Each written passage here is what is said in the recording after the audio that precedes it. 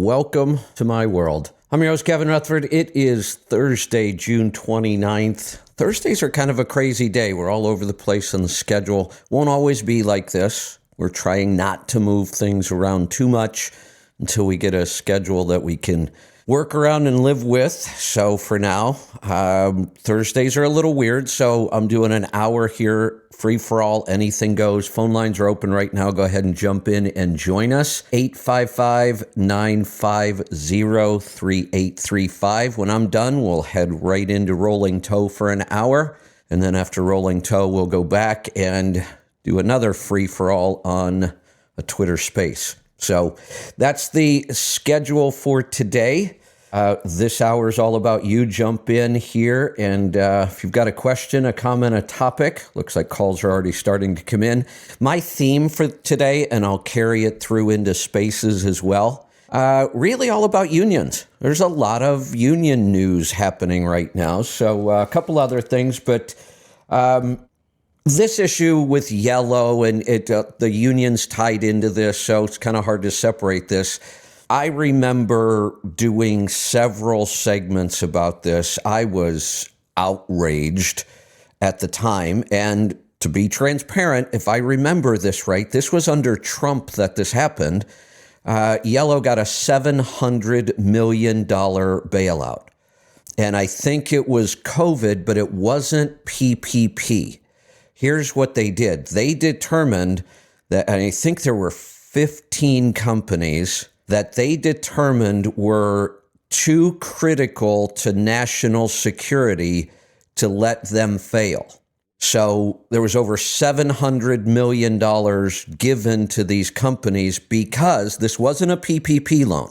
This was because they said Yellow is too important to national security. Well, I guess Congress looked it over and says, oops, they didn't qualify for this. They shouldn't have got the money. We'll never get it back. Now, we call these government bailouts. We should stop that. These are taxpayer bailouts, always. The government has no money unless they take it from us. Governments don't generate revenue. They take it from us.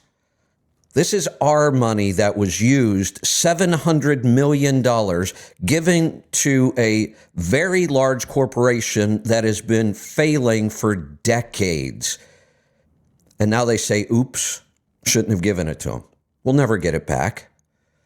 Again, I believe that the way this all went down, this actually happened under Trump. It doesn't matter who it happened under. It's just wrong. It should have never happened. $32 trillion in debt now, and we're passing out money like it's candy. Let's give some more to Ukraine, why don't we? Let's go bail out some big corporations who don't know how to run their own business anymore. What a mess. We're all paying for it, and it's going to get worse. It's not going to get better. We are heading for what I think is going to be a really bad economy. I hope Yellow goes under. I hope we're done with this. We have wasted way too much money. This is absolutely unfair to everybody else in trucking to keep this company alive and use our money to do it. I was a little shocked to read this about the UPS strike. The Teamsters are now demanding what's called, LBFO. That stands for Last Best and Final Offer. This is when we get down to the brass tacks in negotiations. They're saying, we want to see everything you're willing to do in this contract. This is it. Last best final offer. They're asking for it by Friday. And here was the statement by the president of the Teamsters. He said, this strike is now inevitable. I think that's probably just negotiation talk, putting a little more. That seems like an odd thing to say at this point. It's actually kind of ballsy. I've just been posting about this potential strike. I really haven't voiced an opinion about it, whether I think it will happen. The reason I don't is because I've been through this several times over the years when I was at FedEx. This was a huge issue for us. And the couple of times they did go on strike, it certainly worked in my favor. But we never knew till the very last minute. And I'm not going to predict. I don't know. But every time I post, I get a whole bunch of messages. Oh, you're crazy. They're never going to go on strike. They might not, but I'm not going to try to predict. I don't know. I think but when you start seeing, now the strike, if it happens, I believe August 1st is the date. But it looks like we're coming to a head on negotiations here. When they're demanding a last best final offer and they're making statements like this strike is inevitable. Talk about a crazy economy and a crazy trucking market. UPS and Yellow might not move the same freight that we do over the road. That tends to be package and LTL. But any disruption in trucking in any segment always affects all segments. It's the same phenomenon we see when the oil fields are cranking and trucks start moving into the oil field. We see it almost every year with just seasonal produce. This is how trucking works. Most trucks can pull just about any kind of freight. It's why we have trailers. We can hook up to just about any kind of trailer. So it's easy to move capacity around the industry. So on one hand, Yellow going out, which is possible, UPS going on strike, which seems possible as well, that could really shake up the trucking industry and the economy. Good for the trucking industry. I don't know that it's very good for the economy. I don't think it is. But at the very least, it's going to get interesting. So we'll keep an eye on that. It sounds like something may come to a head by Friday. Here's another interesting union headline. Didn't expect to see this.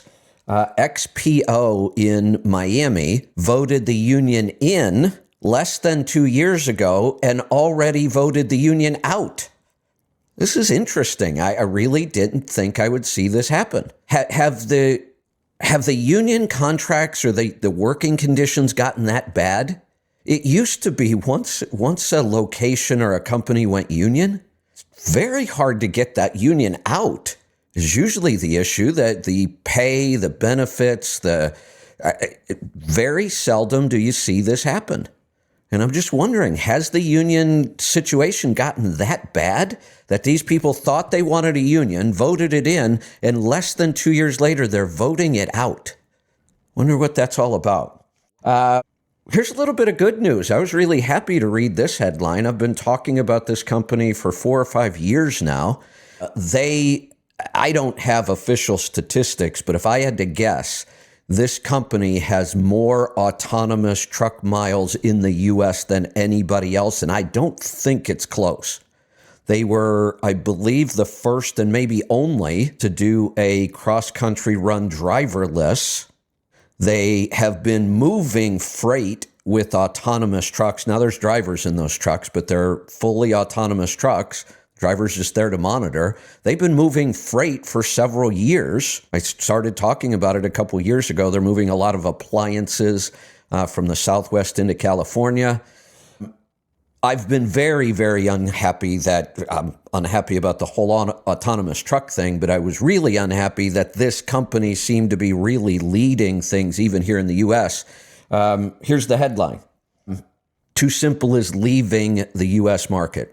Hooray. I'm really glad this happened. They laid off a bunch of people recently, and now they claim they're just getting out of the U.S. market completely. Good riddance. Glad to see them gone. TuSimple is a Chinese company. I can't believe we even allowed them to come over here and do this on our roads. Really, we have got to get a little tougher with China. This should have never happened. And I'm glad they're leaving. All right. Calls are really starting to pile up on me. I'm going to get to them. Here we go. Let's go to New York. Jeff, welcome to the program. Hi, Kevin. Can you hear me okay? You sound good. Go ahead. Okay. Kevin, I've been having some really bad digestive issues now for, probably 6 to 8 months. My stomach is constantly bloating up, and I can't pass the gas. And So Let me It's ask just something real quick because every day. I can probably pinpoint this pretty quick if I just start asking you questions. When you say you can't pass the gas, Okay. does that mean because it's really high up and you tend to be belching more? No, I really don't tend to be belching more. It feels like something I got to pass out the other end. So It's just so it's I can lower. feel like I'm trying to identify what part of the digestive tract we're focusing on. So it doesn't feel like it's high up, like way up or even above your stomach. It feels like it's down lower, like in your lower intestines. Is that correct? yeah. I mean, I can feel like these big, I can feel like these big bubbles moving around in my stomach. But they don't ever move to a place where I can actually pass it out. I mean, eventually they do, maybe 10 or 12 hours later. Right. But I want to add one more thing, Kevin. I've also got, accompanying this, I've got this burning up in my throat. Now that's heartburn or reflux. So I think, Right. so, and this is where I'm trying to pinpoint where this is happening. If it's happening up high, and I think it is, I think that's what you're describing, is it's very high up in the digestive system. And actually, if that's the case, the problem is starting in your small intestine. And what it is what we call SIBO, small intestinal bacterial overgrowth. So we really shouldn't have much bacteria in our small intestine. All of the gut bacteria we talk about should be in our large intestine, which is the end of the system. But what can happen is we can get bacteria that migrates up into the small intestine, and then what happens is we start fermenting our carbohydrates. So that's what bacteria can do. They can start to ferment things, and fermenting causes gas and pressure. I mean, think about the stories we talk about when we're fermenting something. We have to vent it because it keeps building up pressure. And that's what it sounds like happening. That pressure can also start to cause that reflux that you're feeling, the burning. The good news is we have a really simple way to figure this out and maybe even solve it in one step. We do have a product that is designed, a supplement that is designed just for this problem. And we even have a secondary supplement that's even more powerful just for this problem. They were designed by a gastroenterologist. We've had the doctor that invented this product on the show with us several times. We've been using it for years. Works really well. If you have SIBO and you take Atrantil, the supplement, it will either go away and then we know it was SIBO, or it won't, and then we move on to figuring out what it is. But this is an easy troubleshooting step. We could send you for breath tests to see if it is SIBO, but if it was, then we'd give you the Atrantil anyway. So why not just try it? It's just one supplement. Try it. Right. You should get relief almost immediately. You can start to feel a difference. Certainly within a week, we will know if this is the problem or not. It really sounds like it is. Well, let me just add a few more things. I have tried eliminating things from my diet, and I even went on a strictly carnivore diet for probably about a month, and I didn't really notice much difference there. But diet won't affect this. Go ahead. Once it's there. Oh, okay. Because that bacteria, those are living things. They reproduce constantly. So once we get that bacteria there, there's nothing we can do diet-wise that's going to fix this. We have now. If you were to go to a doctor, they do finally recognize the fact that SIBO does exist. They used to just claim it didn't even exist. They will attack it with antibiotics, and it will work because antibiotics will kill that bacteria. We almost always see it come back. And why go through a round of antibiotics that may work for a little bit, but then it's going to come back, and then they're going to want to do another round of antibiotics, and eventually they may actually fix the SIBO, and you'll end up with huge problems with dysbiosis because your gut bacteria is going to be all messed up. Well, right from the very beginning, when this started happening, I have told doctors that I went to, I said, it just feels like I've got bad bacteria in my gut. It almost feels like I've got the flu bug, only all the time. Yeah, you nailed it. You do. You have it's not necessarily bad bacteria. It could actually be good bacteria. It's just in the wrong place. Gotcha. Well, I just recently, I started drinking apple cider vinegar every day because I'm thinking, what can I do to fix my gut bacteria? And it's like I said, this just dominates my life every day. It's just, how's my gut going to feel today? And here's why this can be tricky. Because again, if we're talking about dysbiosis, which means, the wrong balance, a bad balance of gut bacteria, that's what dysbiosis is. But when we say that, we're talking about the large intestine. And the way we fix it is by trying to crowd out the bad bacteria with good bacteria. So we eat probiotic foods, and we take probiotics and, yogurt and kefir and kombucha and fermented vegetables. And we try to overpower and crowd the bad bacteria with good bacteria. We can't fix SIBO like that because the bacteria is not supposed to be there. So we can't try to crowd it out. Any bacteria we end up with in the small intestine is going to cause a problem. So we have to take a different approach to this. We have to go in and kill all the bacteria that's in that small intestine without messing with all the bacteria that's in our large intestine. That's why we don't like antibiotics for this. Gotcha. Okay. Well, I mean, that's certainly what you're saying makes sense because, like I said, it just feels like I've got bad bacteria because every time I eat, all of a sudden, about a half hour later, I just start building up this gas that I can't get rid of. That's a big, big clue that it is SIBO because that's what's happening. The bacteria in your small intestine are hijacking that food and fermenting it. Gotcha. Yeah, the last couple of days when I didn't eat all day and I felt pretty good. And then when I ate dinner, I had the diarrhea. I mean, everything just came out of me after that. And it's either that happens or I just build up all this gas and I cannot get rid of it. Sometimes for 12 to 15 hours. I'm just miserable. Yes. Now, if you are really, really uncomfortable, you can try a product like Gas-X. It will actually help. I don't like to use a lot of over-the-counter stuff, but if you're just really uncomfortable, you might want to keep something like Gas-X around. We can fix this. We do it all the time. The Atrantil, I would just order it, get started on that. But again, if you need some relief, you could do that. I've tried a lot of the gas.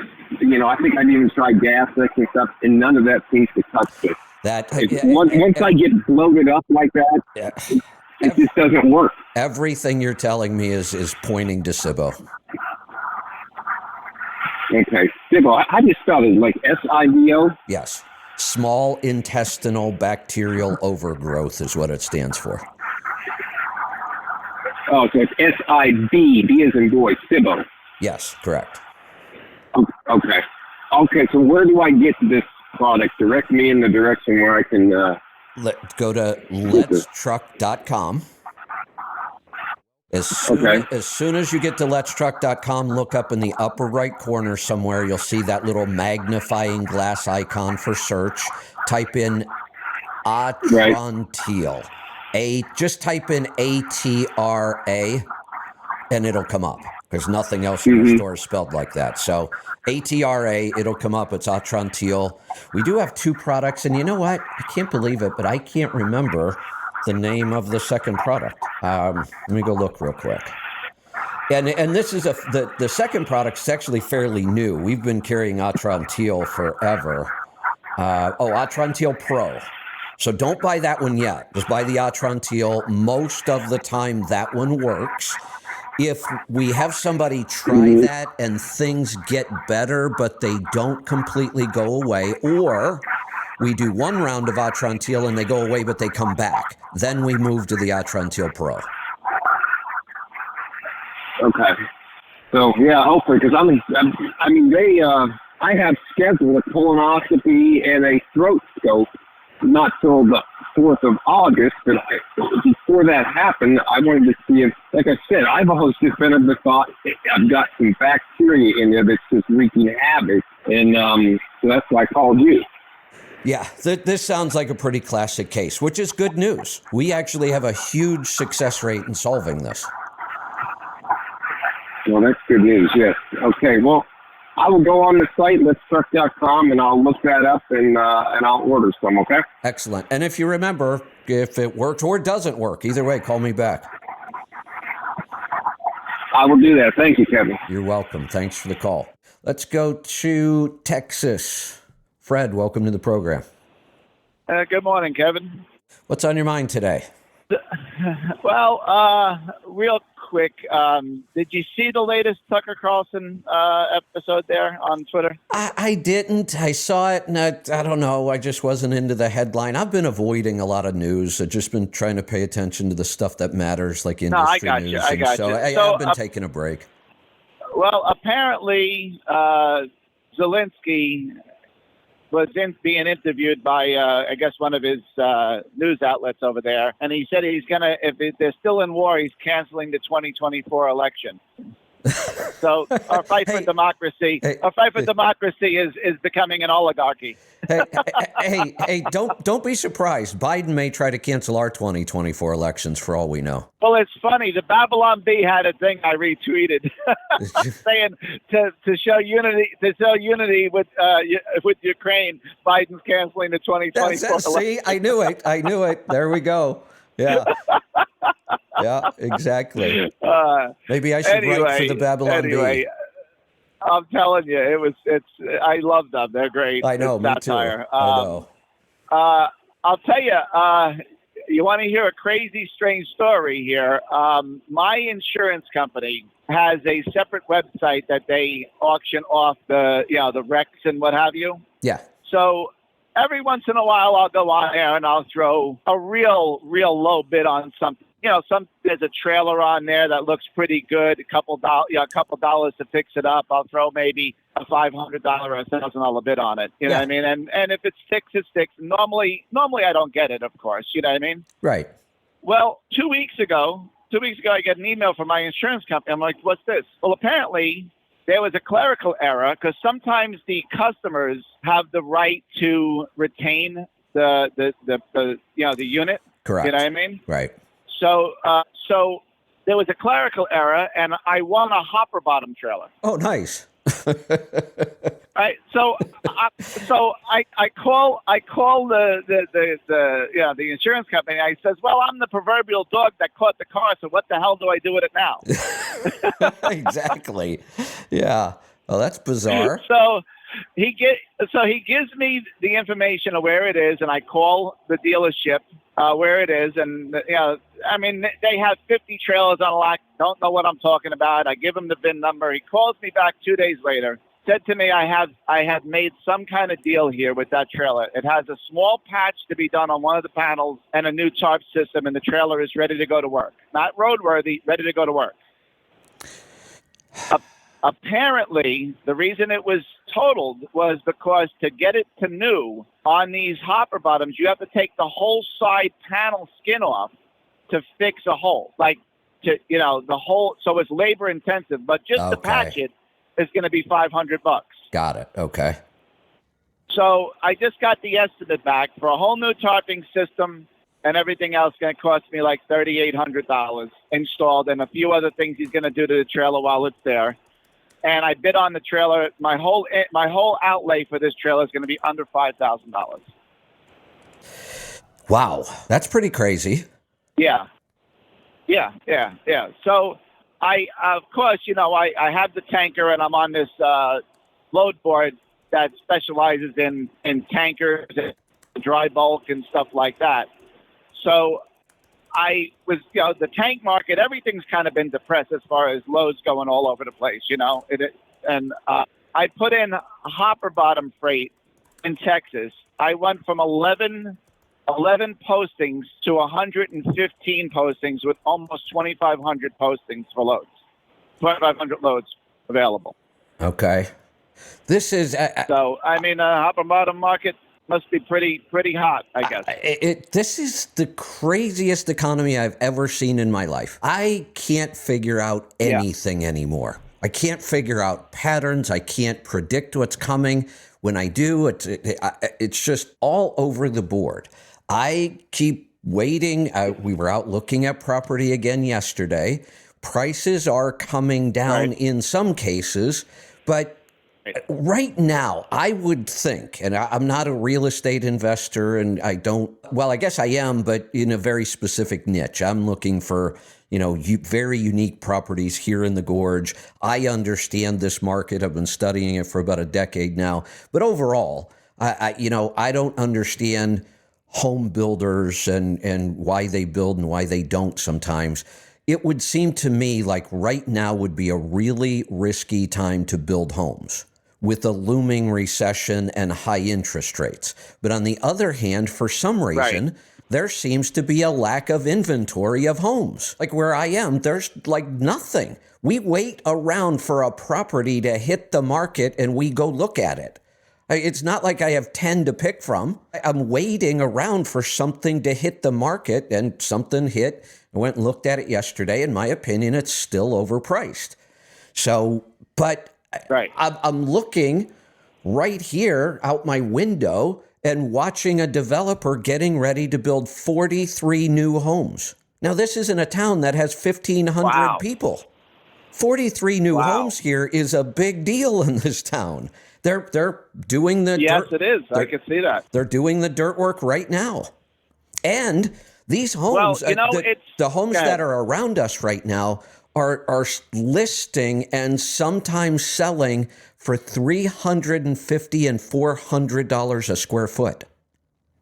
Wow.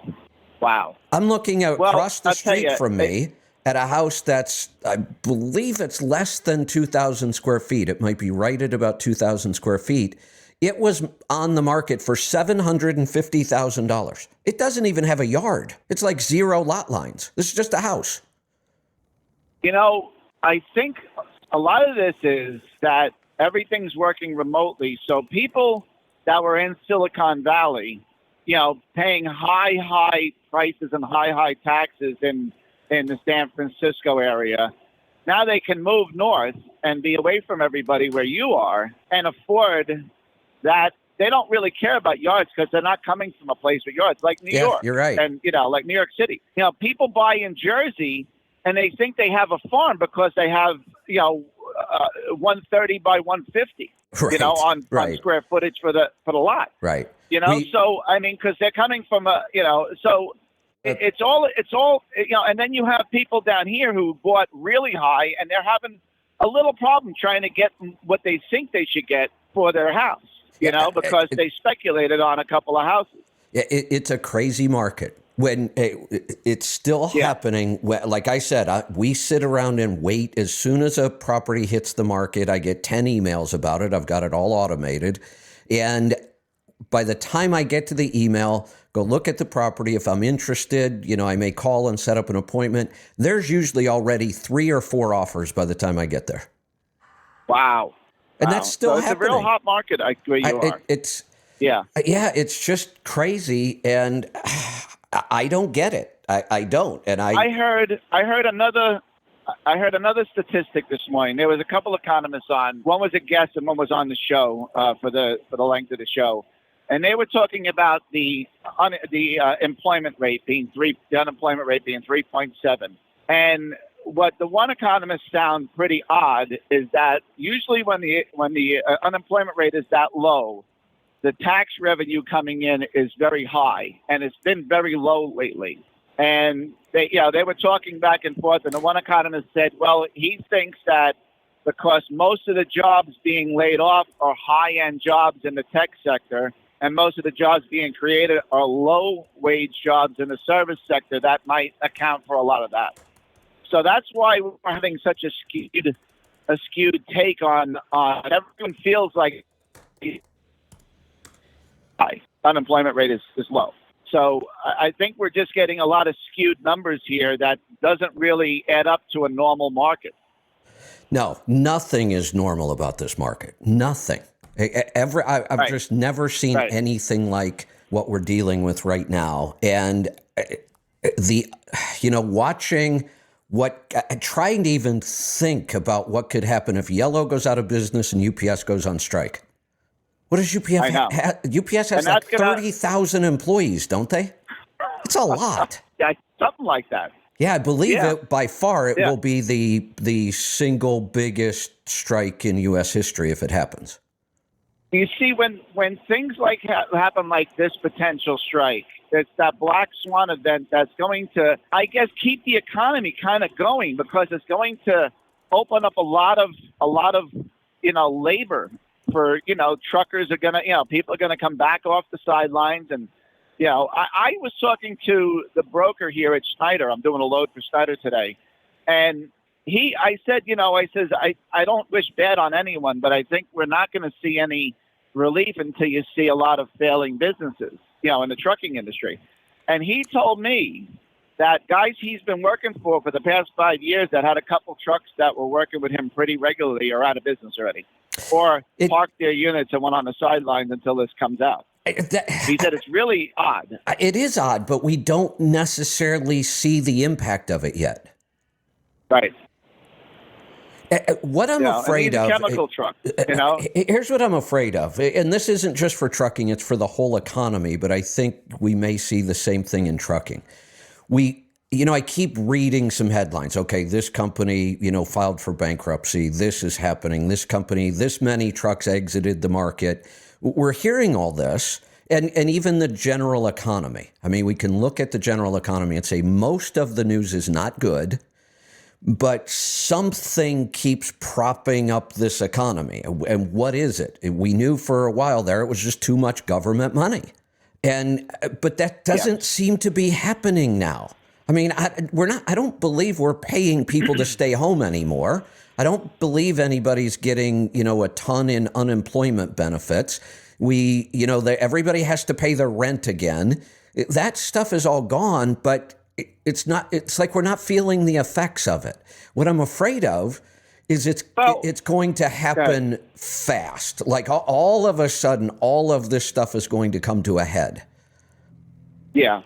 Yeah, I think the second half of the year, a couple of people are talking about a lot of this crashing down in December. That's what a lot of some of the people I've been listening to are talking about. A lot of the stimulus hasn't really, that's why you see today, the GDP, consumer spending is still hot. I know. That's what I don't get. So I think a lot of this is still leftover money. I mean, they're still getting residual benefits, and maybe people are, And I will say, that stuff's shaking out.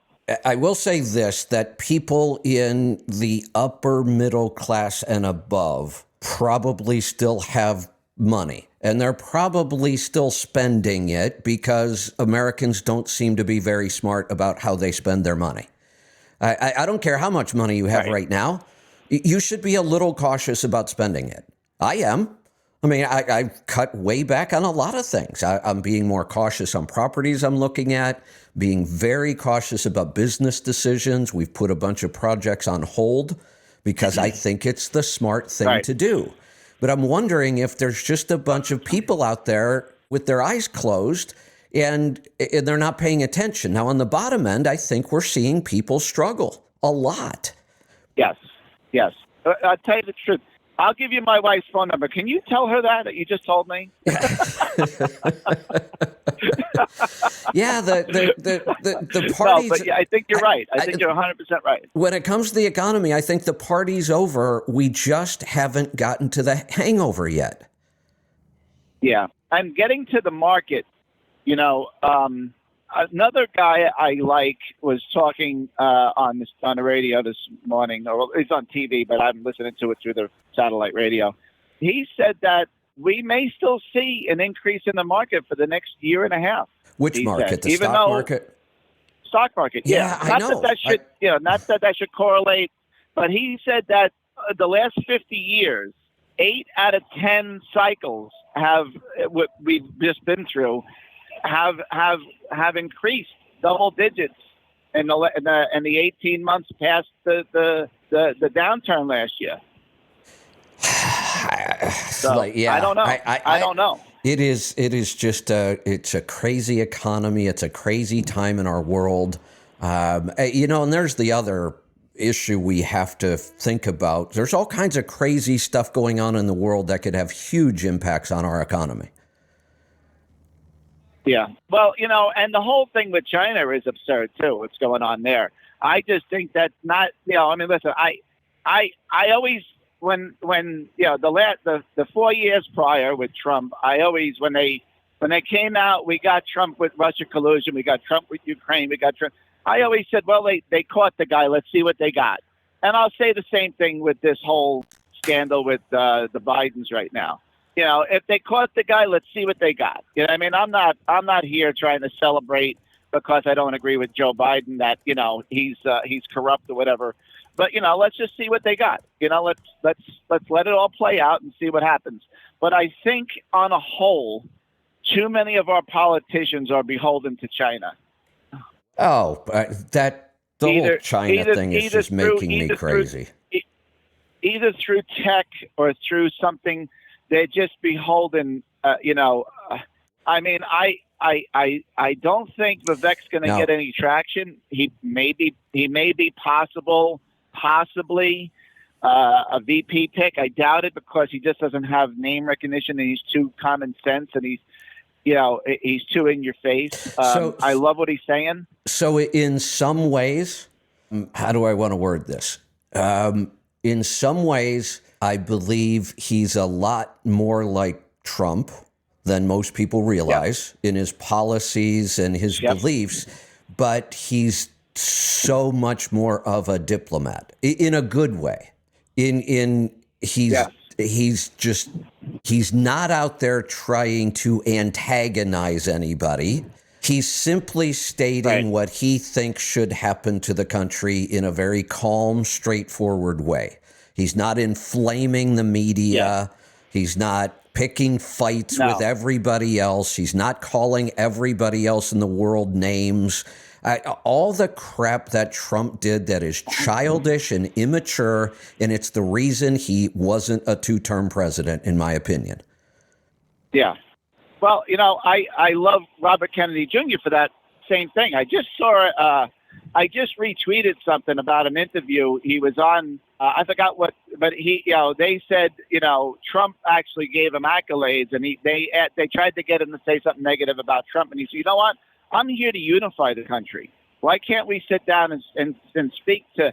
I appreciate him saying that I'm this or that, and I may disagree with him on his policies, but I'd rather sit down across the table from him and talk to him about our disagreements than to cast aspersions on anyone in the race. Absolutely, I love that. Yeah, absolutely.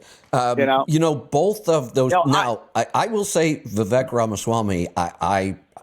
If I could pick right now, based on the people running for president, I think he'd be my choice. I really do. I know that's probably not a very popular opinion. It's not going to happen. If I could pick from the people who are, either in the race or we think they're going to be in the race on the Republican side, that's who it would be. Honestly, if I could vote in the Democratic primaries, I'd vote for RFK. I'd love to see that showdown. Yeah. Now, I don't. I'll tell you, there are a lot of things I like about RFK right now, mostly just the vaccine thing. But he would not be my choice for president. I'd like him for a lot of things, but he would not be my choice for president. But I would love to see him get the Democratic nomination.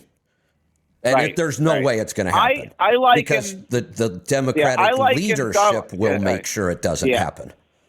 Well, look what they did the last two election cycles. They completely after the first debate on the last one, they completely pushed half the stage off. Tulsi Gabbard was shut down. They had all the usual suspects claim she's a Russian asset. I know. The 16 and the 20 election, they completely just rolled over Bernie Sanders. Yep. rolled over the guy, and he had plenty of support. Not that I would ever want Bernie Sanders as my president, but he had way more support, grassroots support. And here's the thing that even if I don't think Bernie Sanders should have been the nominee or the president, our system is supposed to be a government of the people, by the people. Remember all that stuff? If the majority of the people voting in the Democratic primaries wanted Bernie Sanders, then he should be the nominee. And if enough people voted for him 100%. As president, he should be the president. That's how our system is supposed to work. 100%, 100%. But it doesn't work that way.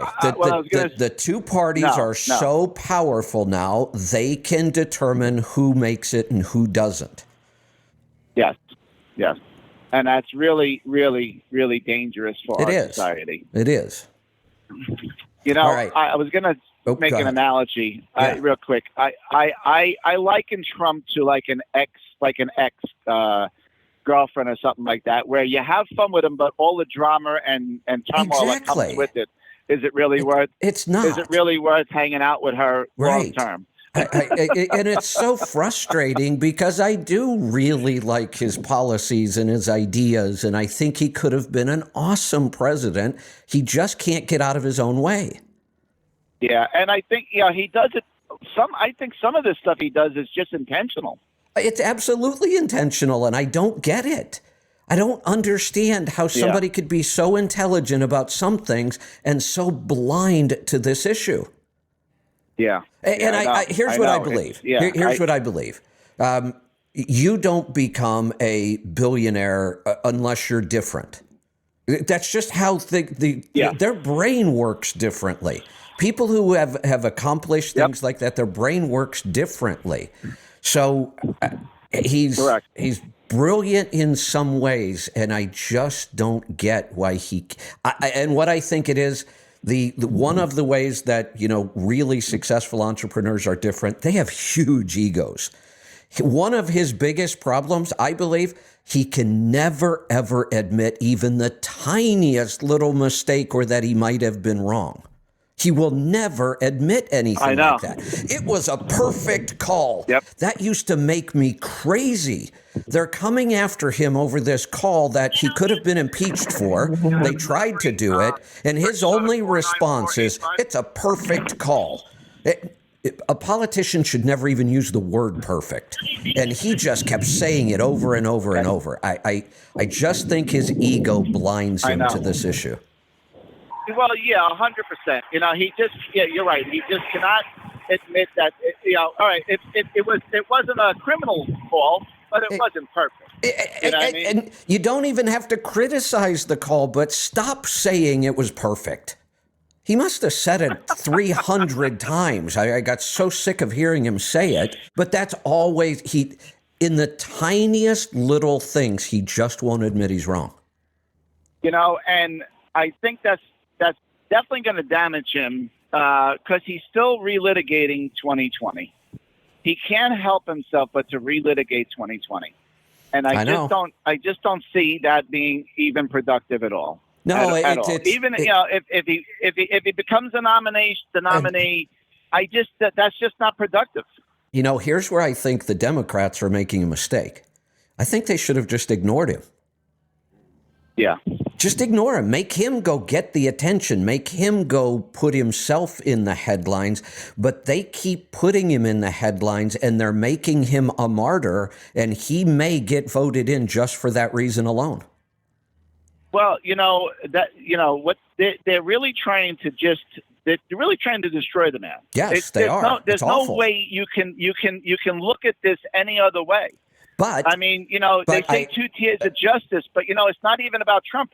You can point to a dozen people that have been arrested and put in jail over tax evasion, and yet the president's son they run out of the statute of limitations apparently from the reporting. Right. You can a million people get arrested for gun crimes and put away for falsifying documents, and this guy gets a pass. Yep. This is what the reporting is stating. Now, again, everyone spins it their way, but now you see the mainstream media, all these White House press and the press secretary and the about this. It's- So there is a lot of validity to this. There's no doubt. We have a two-tier system of justice right now.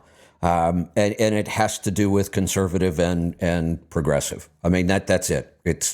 That's their system right now. Needs fixed. I got to get through some calls here. Let's go to Oklahoma. Mike, welcome.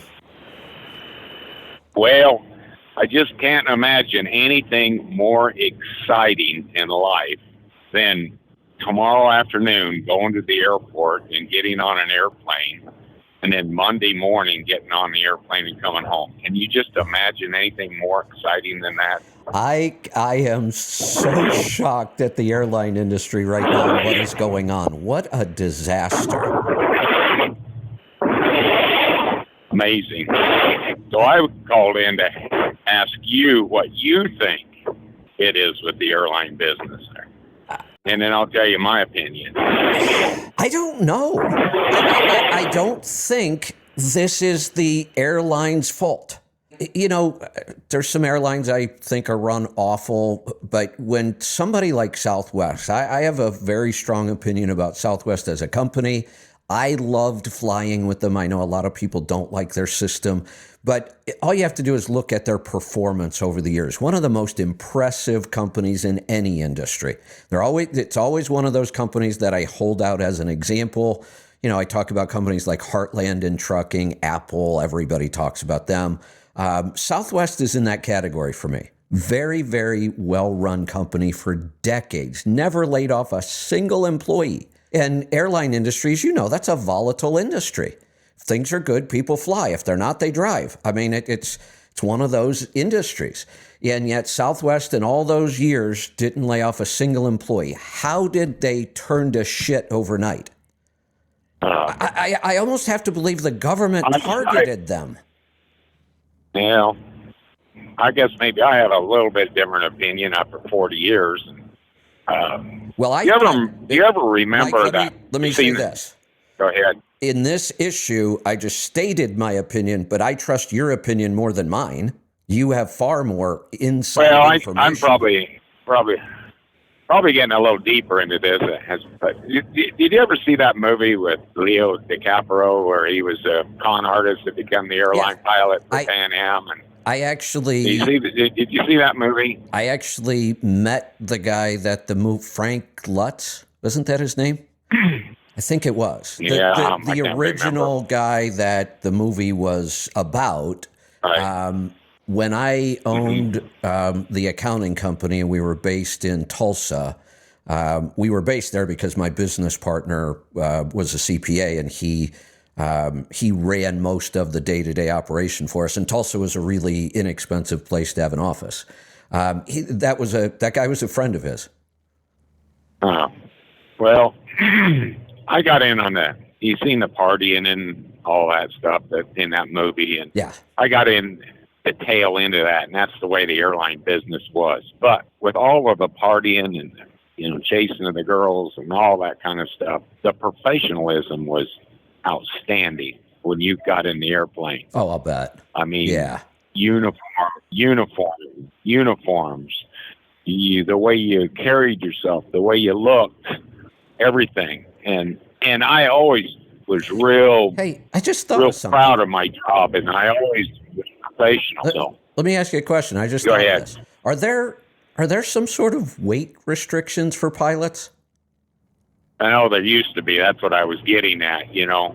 I started seeing that for flight attendants and pilots, and it all got down to this culture and this woke stuff started 30 years ago, and they did away with a lot of that. A lot of those requirements, and it's a touchy situation to a lot of people, but out of that became a whole lot of unprofessionalism. Right. Even with the pilots, they started, we don't want to wear uniform jackets in the summertime. It's just simply too hot. Well, you're in the air conditioned, 99% of the time. Right. I don't want to wear my hat. I don't want to wear my cap or my hat. All of that stuff. Flight attendants. Lawsuits happening. Right. All that woke stuff and people, overweight people started. And, I seen over the years the unprofessionalism happening, and I seen passengers getting on airplanes and Hey, you know what? I think over time, all of that stuff has just degraded the airline. I have a funny story about this. Is when I really first started flying a lot, because I was traveling around doing seminars and, going to fleets and all kinds of stuff. I was actually flying within Florida. I was in Orlando. I needed to go to Tallahassee, and I didn't have time, so I'm going to fly. I'm standing in line. It was Delta, I remember, was the airline. Standing in line, waiting to check in, and the guy in front of me is talking to the person behind the counter, and she says, "I'm sorry, sir, but I can't let you on this plane." And I'm listening, and I'm like, "Oh, what's going on?" And the guy, they're talking back and forth, and I can't hear everything, but I'm trying to hear it. Turns out, I catch something. She's not going to let him on the plane because he's wearing jeans. Now, this had to be like mid-90s. And I'm freaking out because I'm behind him and I'm in jeans. I'm like, what the hell? What do you mean you can't get on the plane in jeans? I'm like losing it. I'm looking around. Did they let somebody else on that had jeans? What's going on here? He was an employee flying on whatever they call, and that was still the policy then. Yeah. They were not allowed to wear jeans if they were an employee flying. And it's not like anybody knew he was an employee. I had no idea he was an airline employee. Yeah, that was all the way up into the 2000s. You had a coat and tie, no jeans, all of that, or in your uniform. Then they changed it I was at Continental Airlines to start off with. Gordon Bethune took that bankrupt company and changed it around. He changed that policy, and then the other airlines kind of followed along, But I just seen the whole unprofessionalism all the way down to the crew members, and now you see, I'm not crew members, but the ground crew people, and now you see them getting sucked into airplanes, engines, and stuff like that. The near misses and incidents have got. I am to the point between the near misses, the incidents, the unprofessionalism, the crazy schedules, the planes being diverted because of some behavior on board, and all the other crap going on. I'm just not flying anymore.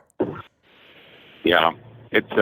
I'll give you an example. I even seen it in, early on with the pilots. It used to be such a passion to want to do it. Oh yeah. And now it's just okay. It's a job, and I'm going to make. And so there's no passion in it, and they don't know how to make common sense decisions, which are still going to be carried out for a lot of years from now. I'll give you an example. We took off out of Dallas and. It was 737, and I noticed in the logbook that it had just had a dual engine change, and it had been test flown and all that. We're going to Houston, Texas, and we get up to 25,000 feet. All of a sudden, we get in number 2 engine, the right motor, has a low oil pressure light, and so the procedures is to shut the engine down to save the engine and continue on in. And, well. In the old days, we used to kind of do some probably unethical things, but we would never had any of the fancy navigational systems. We used to, for beers, see if we could, out of 35,000 feet, dead stick the engine into the airport by manipulating controllers and asking for lower altitudes and stuff like that to see if we could dead stick the airplane into the airport. Well, from that alone, I figured out that, if that engine quits, I'm just going to stay high, and I know I can make the airport if I need to. Right. So as we're continuing on in the descent, we declared an emergency, and the all of a sudden the number 1 low oil pressure light comes on. And the co-pilot literally was freaking out because he couldn't find a checklist for it. And I was like, well, there isn't one. Yeah. There's no, for dual engine flame out, there is. Right. But there's nothing for this low oil pressure light. And it was like, I looked at him. He probably had 10 or 12 years experience. And I went, are you crazy? I mean. Unbelievable. And so he was all upset, or what are we going to do? The number 1 engine shut down, and number 2 motor's has got the low oil pressure light on. What are we supposed to do? And we declared an emergency. Well, you can't shut the other one down. No. And I just kind of was sitting over there looking at him, and I said, well, before you get all excited, why don't you just start that other engine up? Mike, I'd love to keep talking. I got to move along. I got to grab one more call, and then we got to get to rolling toe. Steve, you got about 2 minutes. Okay, yeah, Kevin. The YRC situation that wasn't in the CARES Act.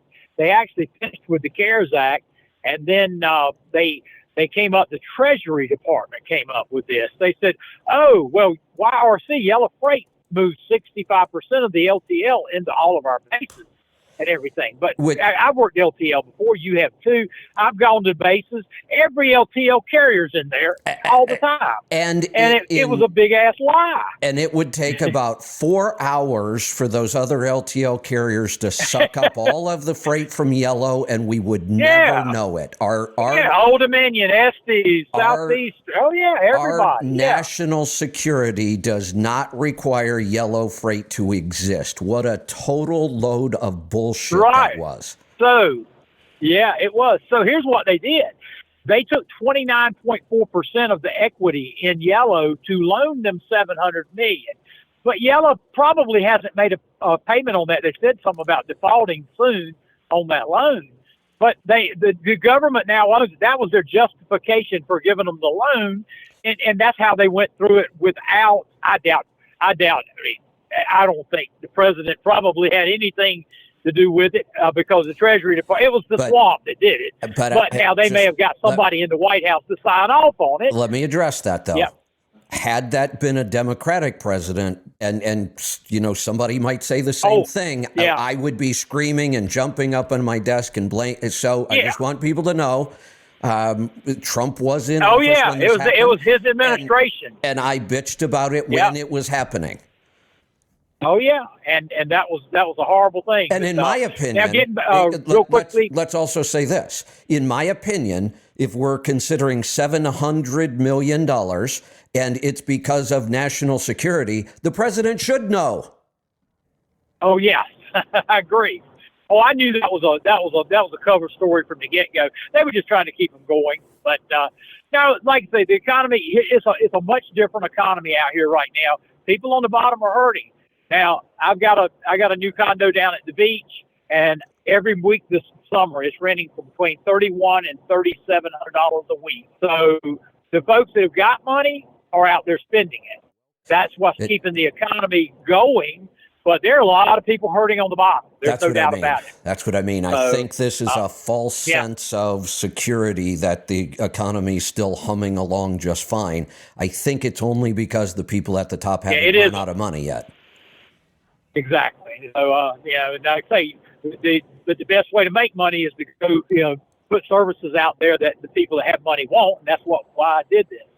Oh, absolutely. But I'm watching a report that's coming out every day that there are markets, Phoenix, there's several that are vacation rentals. Revenue is down 50% in some of these markets. Now, here's what I can predict. Many people who bought these vacation rentals shouldn't have. They bought them because they were cash flow positive. That's it. They just said, look, I can buy this. I can use it myself when I want to, and it won't cost me anything. And they were right. There were lots of deals out there where you could buy these things, hand them over to a management company, and actually be cash flow positive. So it seemed like a great idea. Yeah. What people didn't realize is it was a horrible idea. While it's good, it's good. When it turns, you're screwed. You got to, because you won't be able to sell it. And you always have to look at it. You have to look at ROI, your entire ROI on it. You have to look at your tax break. I'm getting $22,000 a year in depreciation on it. Things like that to help you in your other situation. And you also have to realize... And you have to know your market. You have to know your market. And you have to predict if my revenue drops 50%, because that happens in vacation rentals. We can go back and see it in other times. You have to understand, if my revenue drops for 50%, can I afford to keep this, or can I afford to sell it at a loss? Because one of those two things is likely to happen. Right. And I put 40% down.